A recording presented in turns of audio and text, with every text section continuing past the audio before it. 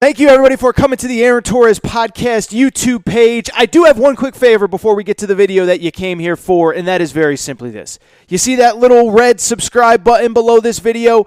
Go ahead, smash that subscribe button. It really does help me. It really does help this channel grow and my audience grow. So go ahead and hit that red subscribe button. And now, here is the video that you came here for. But I do want to talk about probably the most interesting team since I last recorded a segment on college hoops, and that is the Baylor Bears.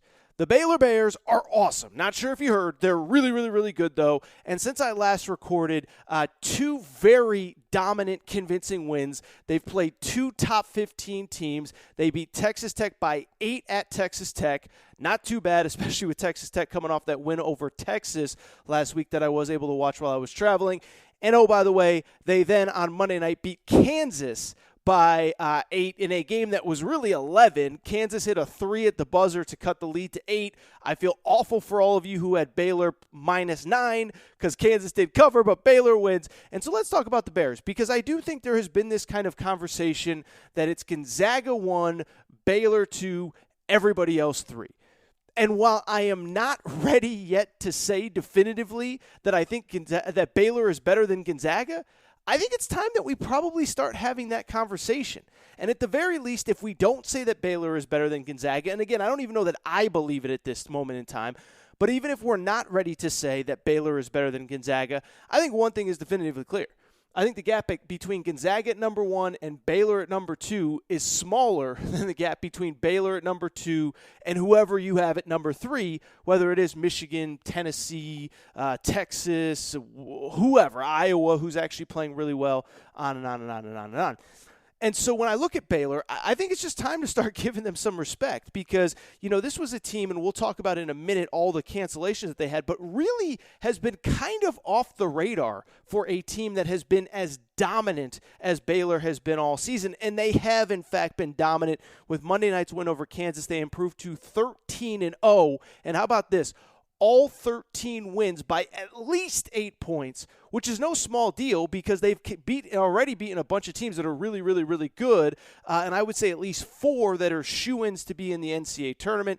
Kansas, who's ranked in the top 10, Texas Tech, who's in the top 15, Oklahoma, who's going to be a tournament team, and Illinois in the out-of-conference. So they've won all those games by at least 8 points. And I think it is worth mentioning, as I just said a minute ago, their schedule should be even more impressive, right? No team has had more games canceled, more marquee games anyway, canceled because of COVID than Baylor.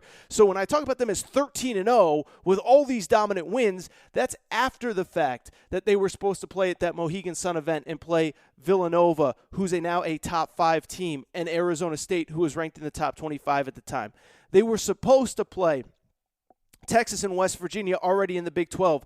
Both those games canceled because of COVID. And, of course, they were supposed to play Gonzaga, who is, by the way, number 1 team in the country. That game also canceled because of COVID. So Baylor, a little bit under the radar, in large part because they've now had, how about this, 4 games against teams currently ranked in the top 15 canceled because of COVID. 3 games against teams that are currently ranked in the top 5 that have been canceled because of COVID, with Gonzaga at number 1, Villanova at number 3, Texas at number 5, and by the way, Baylor's number 2. So just an insane stretch. But when I look at Baylor, I do think it is time to start having that conversation. Are they nipping on the heels of Gonzaga? Because I think they are, and I'll tell you why. I think that they are probably, I don't think they're the most talented team offensively in college basketball. That is Gonzaga. But I do think they are the most balanced team in college basketball, and a team that is committed on both ends of the court, right? When you look at Gonzaga, look, I love Gonzaga. I have hyped Gonzaga as much as anybody this year. But when you look at Gonzaga plays a style where it's basically they just want to outscore you. They just want to constantly outscore you. They want to fast break. They want to run. They want to score. They want to put the ball in the basket. They're not nearly as committed on the defensive end as some other teams in college basketball, including Baylor. And I think it's starting to catch up with Gonzaga as they've now gotten into conference play, teams that might not be as talented as them, but are familiar with what they do, familiar with how they play, and all those kind of things. Last 2 wins have been by, I don't want to say low-scoring margins, but they were only up by 4 the other day against Pepperdine at halftime. They were down double digits against St. Mary's on Saturday in the first half before coming back to win convincingly. And when I look at Gonzaga, I just don't know that they're committed to playing on the defensive end. Now, in the end, they might be so good offensively that it doesn't matter. I actually heard Jay Billis make an interesting analogy. He basically said that Gonzaga reminds him of the final Tyler Hansborough team at North Carolina, which won the 2009 national championship. And for people who don't remember all those details, I don't blame you. It was 12 years ago now. But that team had Tyler Hansborough, Danny Green, who's still in the NBA, Wayne Ellington, Ty Lawson. They basically outscored everybody. And Jay Billis kind of said something to the effect that, Roy Williams would get frustrated during the course of the season that they weren't as committed on the defensive end, but they were so dominant offensively that it didn't matter. And Gonzaga may be at that place, but I do think that it might come back to nip them in the butt at some point in the season that they are not as committed on the defensive end. Baylor, on the other hand, and this is a Baylor segment, Baylor's the exact opposite. First of all, Baylor is crazy explosive offensively. Came into Monday night's game averaging 87 points per game. That is 6th best in college basketball. That is definitely nothing to scoff at.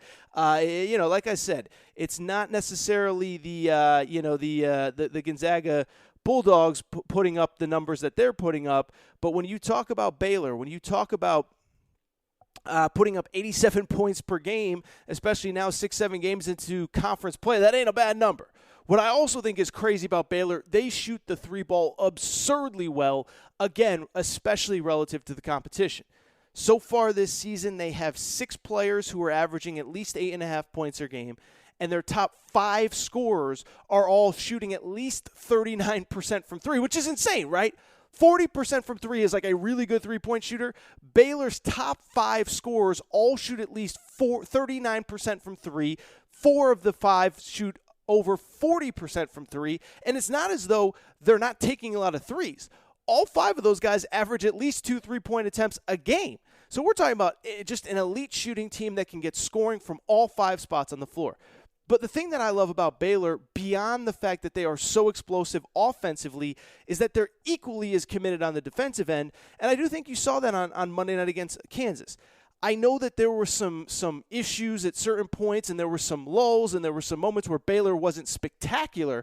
But if you watch that game, what you saw is a Baylor squad that when they need to clamp down, they really can. And it's tough to really tell what their defensive statistics are because of the fact that they've beaten so many teams so badly that their field goal percentage defense, their scoring defense maybe is a little bit higher than people realize just because of the fact that, again, they've had so many blowouts. But the 2 stats that stand out to me, and they are reflected if you watch them, currently ranked in the top 10 nationally in turnovers forced, with close to 19 per game coming into that Kansas game.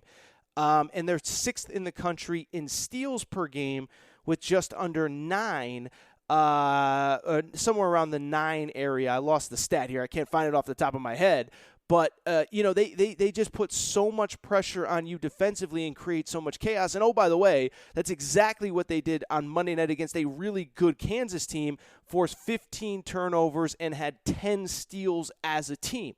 And so when we start talking about Baylor in the bigger picture, again, I'm not saying that I'm ready to say that they're better than Gonzaga. First of all, by the way, I will say this. If you missed the Sean Farnham interview on Thursday, go back and listen, because Sean Farnham said something that Fran Fraschilla has said and that Jay Billis and Dan Shulman now said on Monday night's broadcast between Kansas and Baylor, which is that that Baylor is still trying to get Gonzaga on the schedule. And I don't know if it'll happen, and there's all these issues with the Big 12 schedule and games getting rescheduled, so maybe it won't happen.